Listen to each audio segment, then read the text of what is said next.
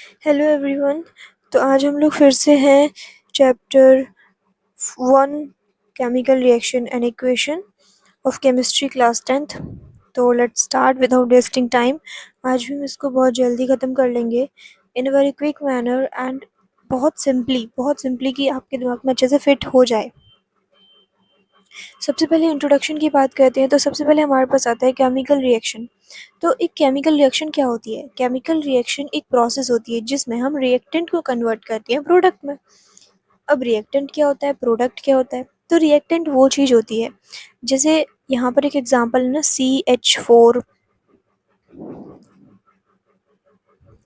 CH4 plus 2O2। यहाँ पर जो दो चीज़ों को हम ऐड कर रहे हैं हम उसको ही बोलेंगे रिएक्टेंट। और जो चीज़ हमको मिल रही है, देखो जैसे CO2 है, 2H2O है, तो वो हमारा प्रोडक्ट होगा, है ना? समझ में आया? वो हमारा होगा प्रोडक्ट। नेक्स्ट क्या था कि रिएक्टेंट को हम प्रोडक्ट में कन्वर्ट कर रहे हैं, तो उसी को हम बोलते हैं केमिकल रिएक्शन। और हाँ, इसमें जो केमिकल चेंज होता है वो अकर होता है। एक केमिकल रिएक्शन में हमारा केमिकल चेंज अकर होता है, यानी कि क्या होगा कि एक केमिकल चेंज होता है, जैसे हमने पढ़े थे इन 9th class that physical change क्या होता है, केमिकल चेंज क्या होता है।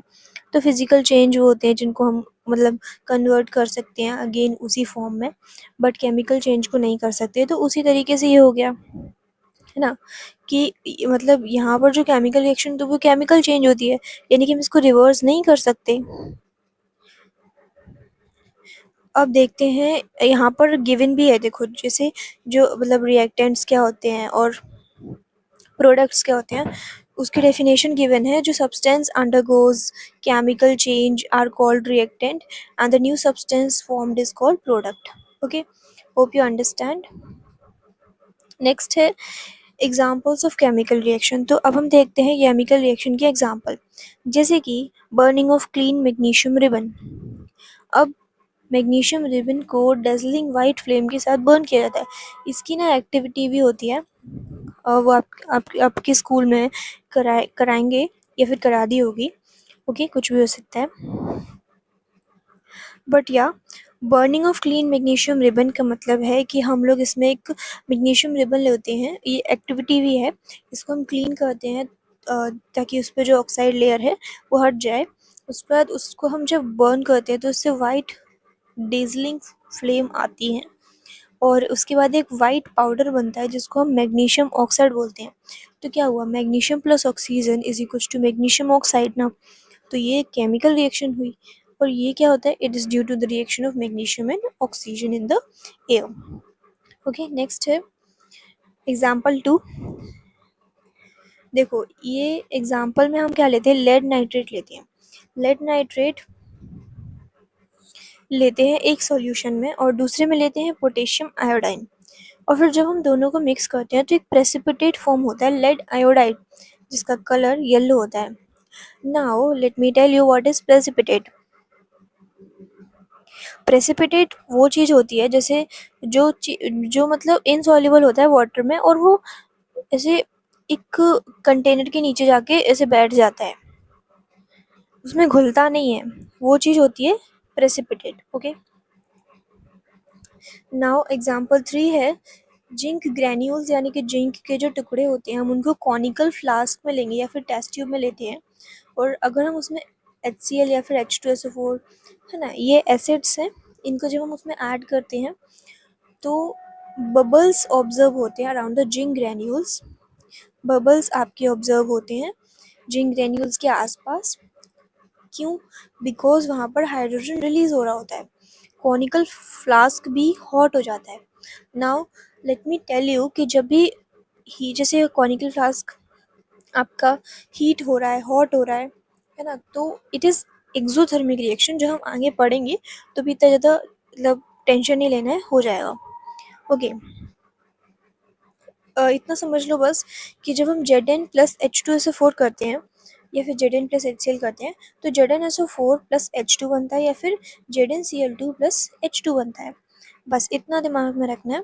हाइड्रोजन गैस निकलती है जिससे बबल्स फॉर्म होते हैं, और एक बात और याद रखना है कि यहाँ ये जो है ना हीट हो जाता है। ओके, नेक्स्ट देखते हैं। नेक्स्ट है जो फॉलोइंग ऑब्जर्वेशन है जो हमने देखी कि वाइट डेज़लिंग फ्लेम है, ये क्या और प्रेसिपिटेट फॉर्म हो गया था, हीट हो गई थी। तो इसकी मदद से हम एक कंक्लूजन निकाल के लाते हैं कि finally what is chemical reaction, वो हमने समझ लिया। व्हाट आर इट्स एग्जांपल्स, वो हमने समझ लिया। अब ये समझो उसको पहचाने कैसे कि केमिकल रिएक्शन हो रहा है। हमारे पास लिखे हुए थोड़ी आएंगे जब हम प्रैक्टिकली कर रहे होंगे। सो सिंपली ये है, जैसे कि आपने देखा कि मैग्नीशियम एक सॉलिड मेटल है, तो हमने देखा कि उससे एक पाउडर बनता है, तो वो भी सॉलिड ही है, बट वो थोड़ा कम ऐसे रहता है ना, उसमें थोड़ा सा पार्टिकल्स उसके छोटे छोटे हैं, और वो सॉलिड ही है बट इतना स्ट्रॉन्ग सॉलिड नहीं है। तो स्टेट में चेंज हुआ, या फिर हम बोल सकते हैं जब हम हाइड्रोजन और ऑक्सीजन को ऐड करते हैं तो वाटर बन जाता है, यानी कि वो गैस से लिक्विड में चेंज होता है। तो change in state, change in colour, जैसे कि हमने देखा प्रेसिपिटेट फॉर्म हो गया था, येलो प्रेसिपिटेट। ठीक है, इवोल्यूशन ऑफ गैस, जैसे हमने देखा हाइड्रोजन गैस हो रही थी रिलीज जेडन वाले रिएक्शन में, और फिर टेम्परेचर में इंक्रीज या डिक्रीज, चेंज इन टेम्परेचर, तो वो भी हमारा Zn H2SO4 वाले में दिख जाता है। बिकॉज इन दैट केस हमने देखा कि हमारा जो फ्लास्क था वो हीट हो गया था। ओके, नेक्स्ट है केमिकल इक्वेशन। अब हम देखते हैं केमिकल इक्वेशन क्या होती है। तो केमिकल रिएक्शन को हम एक शॉर्टर फॉर्म में लिख देते हैं जिसको हम वर्ड इक्वेशन बोलते हैं, और उसी चीज़ को हम केमिकल इक्वेशन बोलते हैं। यानी कि जब हम उसको वर्ड फॉर्म में लिख देते हैं जो केमिकल रिएक्शन हो रही होती है, तो उसी को हम बोलते हैं फिर केमिकल इक्वेशन। Okay, understand.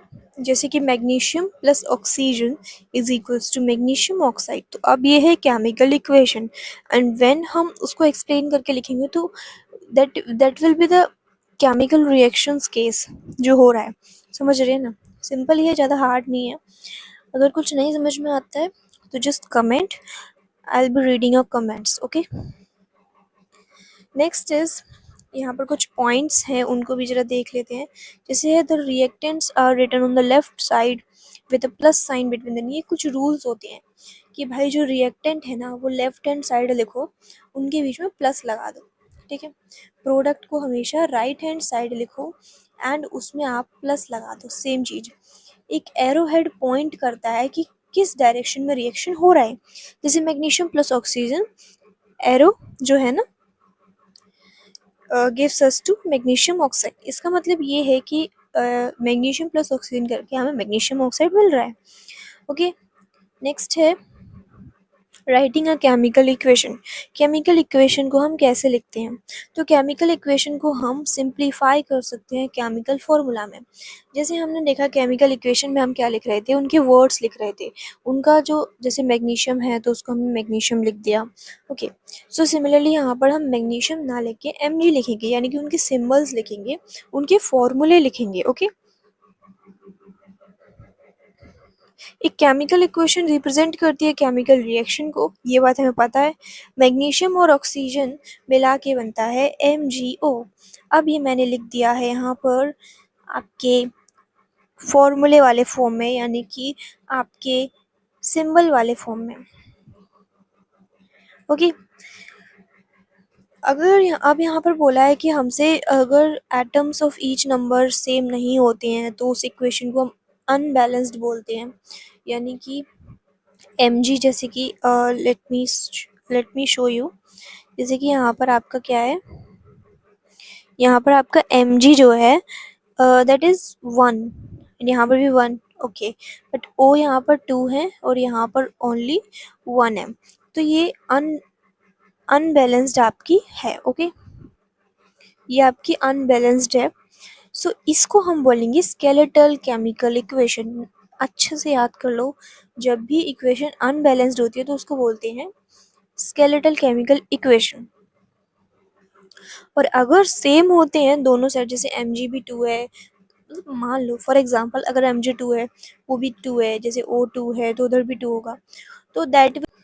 अब हम देखेंगे कि हमारी जो बैलेंसिंग होती है वो किस तरीके से होती है, वो सारी चीज़ें, पर उससे पहले हम देख लेते हैं स्केलेटल केमिकल इक्वेशन और बैलेंस केमिकल इक्वेशन। जैसे स्केलेटल तो लिखा ही हुआ था, जैसे Mg+O2 है, Mg है, मैंने बताया यहाँ पर O2 है, बट इस साइड आपके 2 नहीं है, 1 है। ओके, देन उसके बाद आप देखोगे तो यहाँ पर इन्होंने कर दी है आपकी बैलेंस्ड। बैलेंस्ड केमिकल इक्वेशन में O2 है तो ये भी 2 है, देखो 2 आगे लगा दिया ना, और 2 Mg है तो 2 Mg है। अब हमें यहाँ पर इतना दिमाग नहीं लगाना है, बिकॉज आगे जस्ट आने ही वाली है आपकी बैलेंसिंग, तब हम इसे अच्छे से समझेंगे। तो अभी के लिए इसे छोड़ते हैं और आगे बढ़ते हैं। ओके, अब आ गई हमारी बैलेंस्ड केमिकल इक्वेशन जिसकी मैं बात कर रही थी। तो सबसे पहले हम इसकी कुछ थ्योरी, छोटी सी थ्योरी पढ़ लेते हैं, जो बोलती है according to the law of conservation of mass, क्या होता है, mass can neither be created nor be destroyed in the chemical reaction.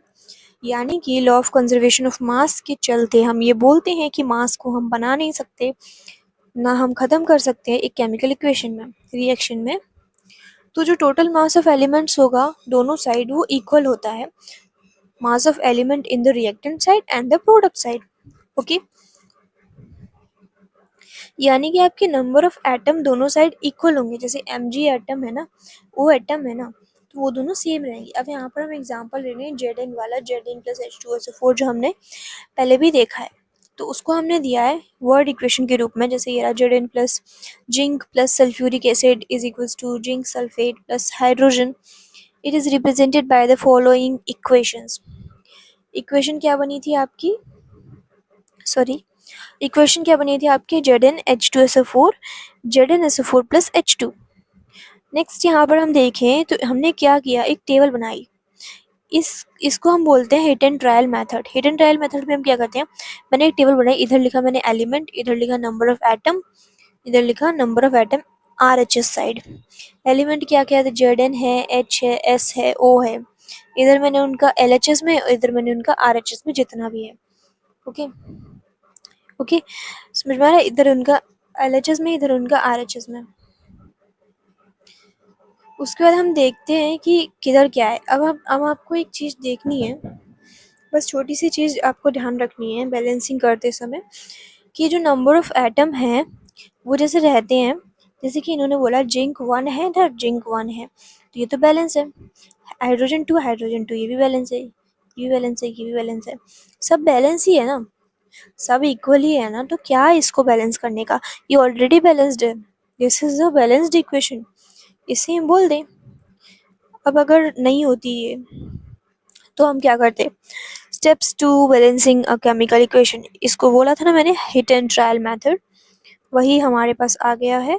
अब हम देखने वाले हैं हिट एंड ट्रायल मेथड को। Okay, Fe plus H2SO4 Fe3O4 plus H2 most important equation है with reference to the board exam. तो step 1 है, ये इक्वेशन को लिख लो, लिख ली। इसके बाद इसमें बॉक्सेस बना दो। ओके, इसको साथ ही साथ करते चलो, है ना, जिससे आप सीखो। इस इक्वेशन को लिखो, इसके आजू बाजू बॉक्स बना दो। ओके, अब इसके बाद हम लोगों को ये इंश्योर कर लेना है कि हम इस बॉक्स के अंदर कुछ भी नहीं लिखने जा रहे हैं। इसके बाद टेबल बनाई जो मैंने बताई थी, इस टेबल में एलिमेंट लिखे, LHS साइड लिखे, और RHS साइड लिखी। ओके, नेक्स्ट क्या करें, स्टेप 3, क्या है भाई स्टेप 3। तो स्टेप 3 में हमने देखा एटम ऑफ ऑक्सीजन की बात हो रही है, उसमें मतलब आपका LHS साइड तो 1 था, इधर 4 थी, तो क्या करें, इधर 4 इंटू कर देंगे तो इधर भी 4 हो जाएगा ना, टू बैलेंस, इधर आप इंटू 4 कर दो।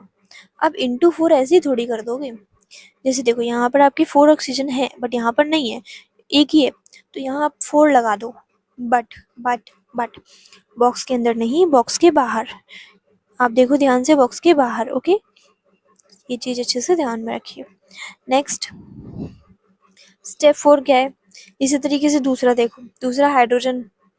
हाइड्रोजन क्या है, हाइड्रोजन का केस क्या है, देखो LHS साइड तो 8 हाइड्रोजन है,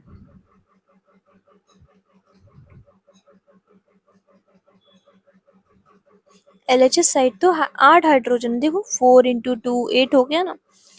वहीं वहीं अगर हम देखें RHS साइड तो वहां पर 2 ही हाइड्रोजन थी, ये रहे। उसके हमने 8 बनाने के लिए 2 इंटू क्या करेंगे 4, यहाँ लगा दिया 4, क्लियर। फिर atom of iron that is Fe। Fe पहले इधर इधर तो 1 था, देखो ये रहा 1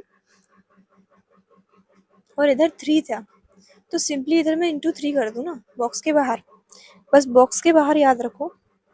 ओके, बाद में आप इसमें इतने परफेक्ट हो जाओगे ना, विदाउट बॉक्सेस इन मतलब in seconds you will be able to doing this. इतना मत डरना कि ये no no this is very hard, no. Next step 6 है, आपको इसमें क्या करना है, बैलेंस केमिकल इक्वेशन मिल जाएगी। बस आपको इनको काउंट करना है कि कितने Fe है, कितने Fe इस साइड है, कितने Fe उस साइड है, तो आपको मिलेगा कि यस कैसा क्या है। अब आप देखिए स्टेप 5, स्टेप जो 7 है आपका, this was step 6, this is step 7। तो जो आपका स्टेप 7 है वो इम्पॉर्टेंट है एंड उसके आपको मार्क्स कटते हैं इन board exam, so just listen carefully. Okay now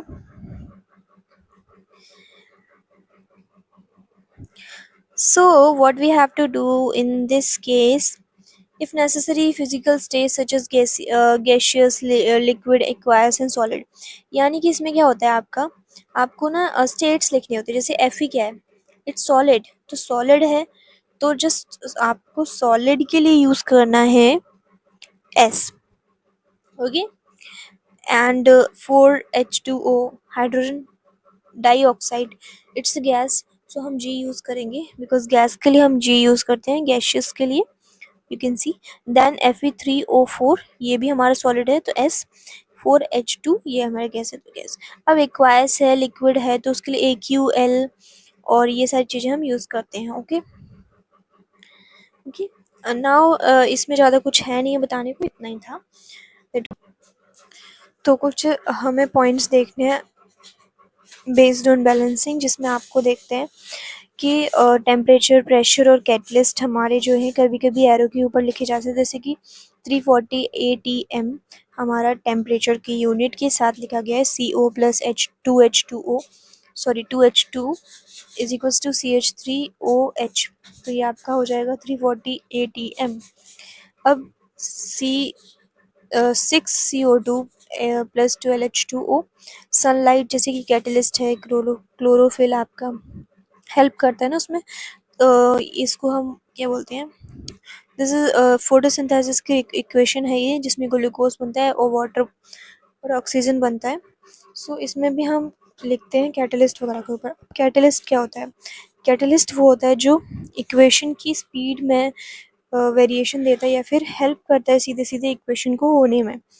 okay, ज़्यादा दिमाग ना लगाते हुए सिंपली जो मेन चीज़ें हैं उन्हीं को देखेंगे। एंड मुझे नहीं लगता इस वीडियो को देखने के बाद कुछ भी रह जाएगा जो आपने नहीं पढ़ा है।